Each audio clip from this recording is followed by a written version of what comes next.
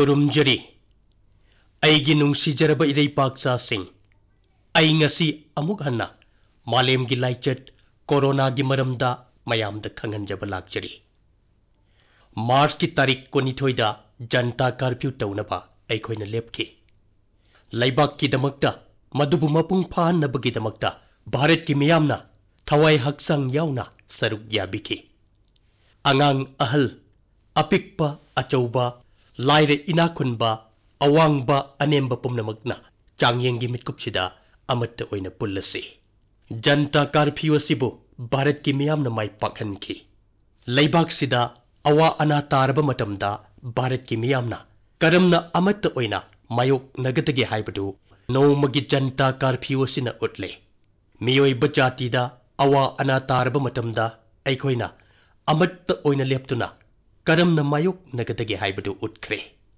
जनता curfew असिबु माइ पाखनखिबगिदमक पुमनमकपु हन्ना हन्ना थागतचरी मरुपसिंग corona HYBE मालेमगी लाइचत असिगी मरमदा मालेमदा ओइरिब फिबम सिगी मतंगदा तासु तारे उसु उरे मयामना उबिरेदना मालेमगी इना खुनबदगी खुल्लबा तौब ngambadagi ngamlaba leibak-sing loinamak लाइचत असिना मया कुमहनख्रबनी लेबाक-सिंग असिदा तौब ngamdaba karisu leittabani अदुबु कोरोना वायरसना अदुक्की मतिक यांगना संदोरकली मदुदी फनकन्ना होटनरब फावबदा लेबाक-सिंग असिदा चैलेंज हेनगलकली लेबाक-सिंग असिदा तौरिबा असि था अनि चुपना नैनरब मतुंगदा अखंग अहिसिंगना वाफम असिदा लेपनरे कोरोना वायरस तगी ngathoknaba amatta ngairaba pambaidi social distancing हाइबदी अमगा लापनना लेबा युमदगी मपान थोक्तबा कोरोनादगी ngathoknaba मसी नत्तबा अतोप पांबै अमत लेते लंबी लेते कोरोना संदोरकपदगी थिंगदबनी मसिगी संदोकपगी साइकिल असि लेपहनगदबनी सोशल डिस्टेंसिंग असि अनाब खक्तगिनी हाइना मियोई खरना लाना थाजनरी अदुमना खनबा अरानबा ओइगनी सोशल डिस्टेंसिंग असि सिटीजन खुदिंगमक्किनी इमुंग खुदिंगमक्किनी अमदी इमुंगी मियोई खुदिंगमक्किनी मियोई खरगी थौसादबना लाना खनबना नाहकबु नंगी नचा सिंगबु नाहकी इमा इपाबु इमुंगबु मरुप मपांगबु लैबाक अपुंबबु अवाब खुदोंग थीबदा लंगथगदौरिबनी असुमना थौसाद्रबदी भारत न कयादा खुदोंग थीब नंगदौरिबा हाइबदु खनबदा अवाब अमा ओइरी मरुप सिंह हौखिब नुमित निनीदगी लैबाकी मफम कयादा लॉकडाउन हौख्रे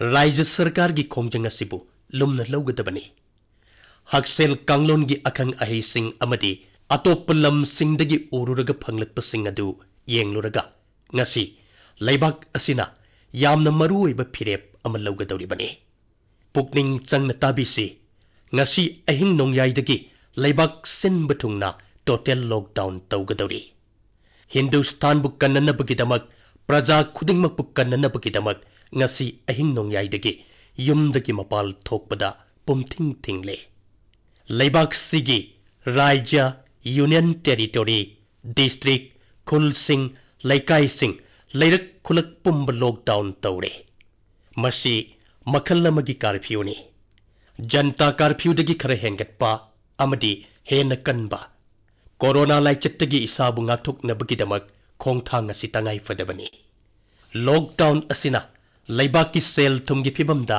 अकाइबदी लाकनी तविगुंबसुंग भारत बासी अमममगी पुनसिबु कनबा हाइबसी अइगी भारत सरकार की लम-लमगी लैंगाक सिंगी ख्वाइदगी चाउबा अहानब खोंथांगनी मरमसिना अइना मयामदा हाइजरी मदुदी हौजिक अदोमना लैरिबा लैबाकी मफमदुदा लेंगदना अदुम लैबियो लैरिबा फिबमसि येंगलुरगा लैबाक असिदा लॉकडाउन असि नुमित 28 ओइगनी लाकदौरिबा नुमित 28 असि अैखोइगी दमक्तदी यामना मरु ओइबा अमा ओइगदौरी हक्सेलगी अखंग अहिसिंगी मतुंगिना कोरोना वायरस की हिंगबगी साइकिल असिदगी ngaktoknaba यामद्रबदा नुमित 28 तंगाई फदे नुमित 28 असि ngakpangamdrabadi लैबाक असि अमदी अदोमगी इमुंग चही 28 पुमहौरगनी नुमित 28 सिबु ngakत्रबदी imung kaya matam chuppagi oina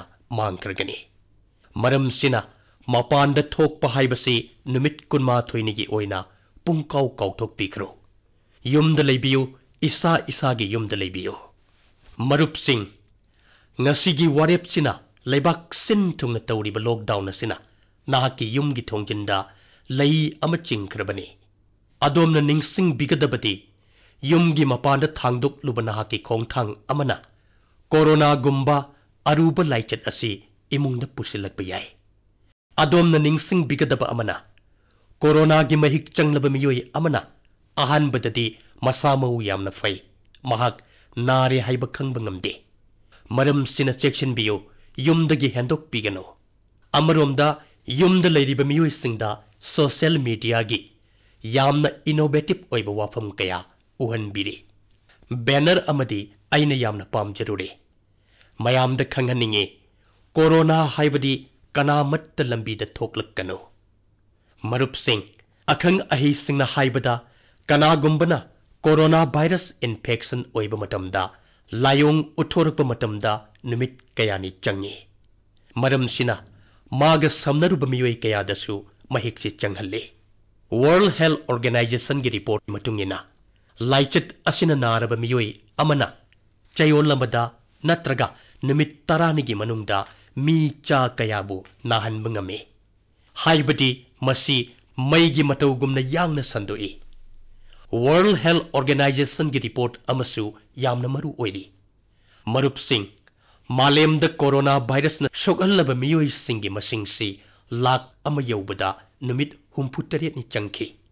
Masigi matungdadi numit taramatoinida anauba miyoi lak ama mahiksi changkre. Khanduna yengbiyo hanadi lak ama nahanbada numit humputare change. Adubo lak ani yawanbada shupnatangi numit taramatoinidang changle.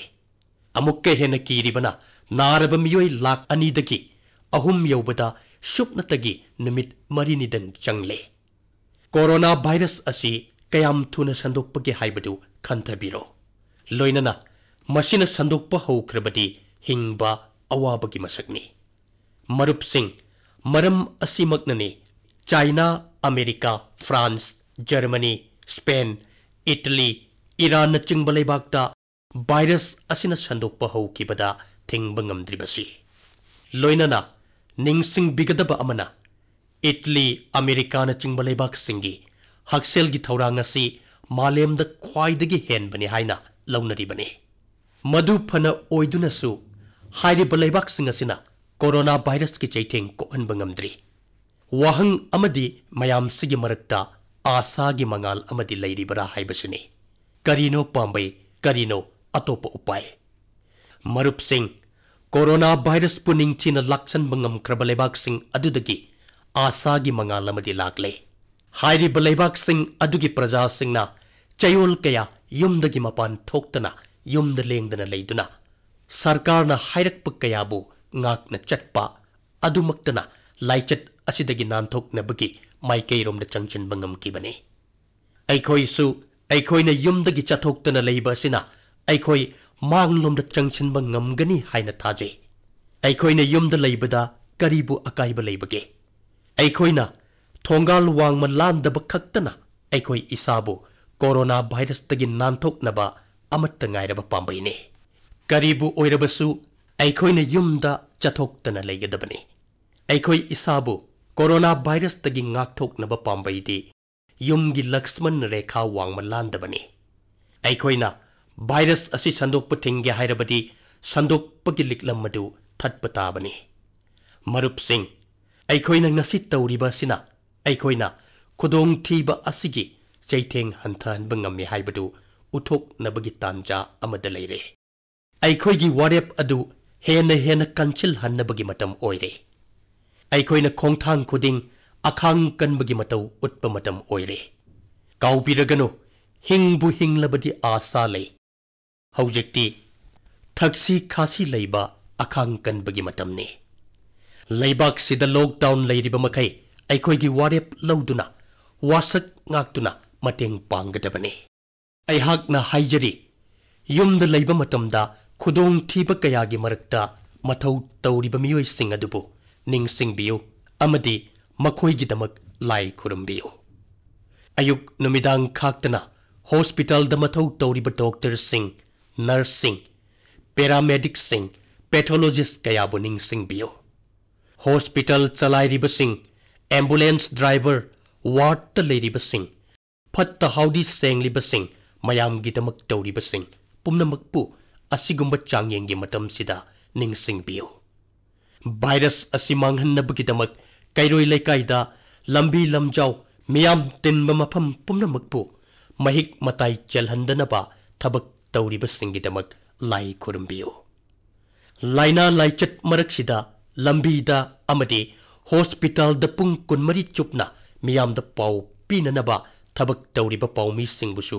ꯀꯥꯎꯕꯤꯒꯅꯨ꯫ ꯑꯌꯨꯛ ꯅꯨꯃꯤꯗꯥꯡ ꯈꯥꯛꯇꯅ ꯏꯃꯨꯡ ꯃꯅꯨꯡ ꯊꯥꯗꯣꯛꯇꯨꯅ ꯅꯈꯣꯏꯕꯨ ꯉꯥꯛ ꯁꯦꯟꯅꯅꯕ ꯊꯕꯛ ꯇꯧꯔꯤꯕ ꯑꯗꯨꯒ ꯅꯈꯣꯏꯒꯤ ꯑꯁꯥꯎꯕ ꯀꯌꯥꯕꯨ ꯃꯥꯌꯣꯛꯅꯔꯤꯕ ꯄꯨꯂꯤꯁꯀꯤ ꯃꯤꯑꯣꯏꯁꯤꯡꯕꯨꯁꯨ ꯈꯟꯕꯤꯌꯨ꯫ ꯀꯣꯔꯣꯅꯥꯒꯤ ꯂꯥꯏꯆꯠ ꯑꯁꯤꯅ ꯑꯣꯏꯍꯜꯂꯛꯂꯤꯕ ꯐꯤꯚꯝ ꯑꯁꯤꯗ ꯔꯥꯖ꯭ꯌ ꯑꯃꯗꯤ ꯀꯦꯟꯗ꯭ꯔ ꯁꯔꯀꯥꯔꯁꯨ ꯈꯨꯠꯂꯩ ꯊꯨꯅ ꯊꯕꯛ ꯄꯥꯏꯈꯠꯂꯤ꯫ ꯑꯩꯈꯣꯏꯅ ꯃꯤꯌꯥꯝꯒꯤ ꯅꯨꯡꯇꯤꯒꯤ ꯄꯨꯟꯁꯤꯗ ꯑꯋꯥꯕ ꯂꯩꯇꯅꯕ ꯀꯟꯅ ꯍꯣꯠꯅꯔꯤ꯫ ꯑꯩꯈꯣꯏꯅ ꯃꯤꯌꯥꯝꯒꯤ ꯇꯉꯥꯏ ꯐꯗꯅ ꯆꯪꯕ ꯄꯣꯠꯂꯝꯁꯤꯡ ꯂꯦꯞꯇꯅ ꯐꯪꯍꯟꯅꯕ ꯈꯣꯡꯊꯥꯡ ꯀꯌꯥ ꯄꯥꯏꯈꯠꯂꯤ꯫ ꯑꯁꯤꯒꯨꯝꯕ ꯂꯥꯏꯕꯛ ꯊꯤꯕ ꯇꯥꯡꯀꯛ ꯑꯁꯤꯅ ꯂꯥꯏꯔꯕꯁꯤꯡꯗ ꯈꯨꯗꯣꯡꯊꯤꯕ ꯀꯌꯥ ꯅꯪꯍꯜꯂꯦ ꯍꯥꯏꯕꯁꯤ ꯑꯆꯨꯝꯕꯅꯤ꯫ ꯀꯦꯟꯗ꯭ꯔ ꯁꯔꯀꯥꯔ, ꯔꯥꯖ꯭ꯌ ꯁꯔꯀꯥꯔ, ꯁꯣꯁꯤꯌꯦꯜ ꯑꯃꯗꯤ ꯁꯤꯚꯤꯜ ꯁꯣꯁꯥꯏꯇꯤꯁꯤꯡꯅ ꯂꯥꯏꯔꯕꯁꯤꯡꯒꯤ ꯈꯨꯗꯣꯡꯊꯤꯕ ꯀꯌꯥꯕꯨ ꯍꯟꯊꯍꯟꯅꯕ ꯊꯕꯛ ꯇꯧꯔꯤ꯫ ꯃꯤꯑꯣꯏ ꯀꯌꯥ ꯑꯃꯁꯨ ꯃꯈꯣꯏꯕꯨ ꯃꯇꯦꯡ ꯄꯥꯡꯅꯕ ꯊꯣꯛꯂꯛꯂꯤ꯫ ꯃꯔꯨꯞꯁꯤꯡ, ꯑꯩꯈꯣꯏꯅ ꯅꯣꯡꯃꯒꯤ ꯄꯨꯟꯁꯤꯗ ꯇꯉꯥꯏ ꯐꯗꯕ ꯀꯌꯥꯗ ꯃꯤꯠꯌꯦꯡ ꯆꯪꯕꯇ ꯅꯠꯇꯅ ꯃꯈꯣꯏꯒꯤ ꯄꯨꯟꯁꯤꯕꯨ ꯉꯥꯛ ꯁꯦꯟꯅꯕ ꯍꯣꯠꯅꯕꯒꯤ ꯇꯉꯥꯏ ꯐꯗꯕ ꯀꯌꯥꯁꯨ ꯀꯟꯅ ꯍꯣꯠꯅꯔꯤ꯫ ꯋꯥꯔꯜꯗ ꯍꯦꯜꯊ ꯑꯣꯔꯒꯅꯥꯏꯖꯦꯁꯟ, ꯃꯦꯗꯤꯀꯦꯜ ꯑꯃꯗꯤ ꯁꯥꯏꯟꯇꯤꯐꯤꯛ ꯏꯟꯁꯇꯤꯇ꯭ꯌꯨꯠ, ꯍꯛꯁꯦꯜꯒꯤ ꯈꯪ ꯍꯩꯔꯕꯁꯤꯡꯅ ꯄꯤꯔꯛꯄ ꯄꯥꯎꯇꯥꯛ ꯃꯇꯨꯡꯏꯟꯅ ꯁꯔꯀꯥꯔ ꯑꯁꯤꯅ ꯋꯥꯔꯦꯞ ꯀꯌꯥ ꯂꯧꯔꯤ꯫ ꯍꯧꯖꯤꯛꯇꯤ ꯀꯦꯟꯗ꯭ꯔ ꯁꯔꯀꯥꯔꯅ ꯂꯨꯄꯥ ꯀ꯭ꯔꯣꯔ 15,000 ꯀꯥꯏꯊꯣꯛꯇꯨꯅ ꯀꯣꯔꯣꯅꯥ ꯚꯥꯏꯔꯁꯅ ꯅꯥꯍꯜꯂꯕꯁꯤꯡ ꯂꯥꯌꯦꯡꯅꯕ ꯖꯥꯇꯤꯒꯤ ꯍꯦꯜꯊ ꯏꯟꯐ꯭ꯔꯥꯁꯇ꯭ꯔꯛꯆꯔ ꯁꯦꯝꯒꯠꯅꯕ ꯍꯣꯠꯅꯔꯤ꯫ ꯍꯥꯏꯔꯤꯕ ꯁꯦꯟꯐꯝ ꯑꯁꯤꯅ ꯆꯥꯡꯌꯦꯡ ꯇꯧꯕꯒꯤ ꯈꯨꯗꯣꯡꯆꯥꯕ, ꯄ꯭ꯔꯣꯇꯦꯛꯁꯟ ꯏꯀ꯭ꯋꯤꯞꯃꯦꯟꯠ, ꯑꯥꯏꯁꯣꯂꯦꯁꯟ ꯋꯥꯔꯗ, ICUꯒꯤ ꯐꯃꯨꯡ, ꯚꯦꯟꯇꯤꯂꯦꯇꯔ ꯑꯃꯗꯤ ꯑꯇꯩ ꯇꯉꯥꯏ ꯐꯗꯕ ꯄꯣꯠꯂꯝꯁꯤꯡ ꯍꯦꯟꯒꯠꯍꯟꯕ ꯉꯝꯂꯒꯅꯤ꯫ ꯃꯦꯗꯤꯀꯦꯜ ꯑꯃꯗꯤ ꯄꯦꯔꯥꯃꯦꯗꯤꯀꯦꯜꯒꯤ ꯃꯤꯑꯣꯏꯁꯤꯡꯕꯨ ꯇ꯭ꯔꯦꯅꯤꯡꯁꯨ ꯄꯤꯒꯗꯕꯅꯤ꯫ ꯑꯩꯅ ꯔꯥꯖ꯭ꯌ ꯁꯔꯀꯥꯔꯁꯤꯡꯗ ꯍꯥꯏꯖꯔꯤ,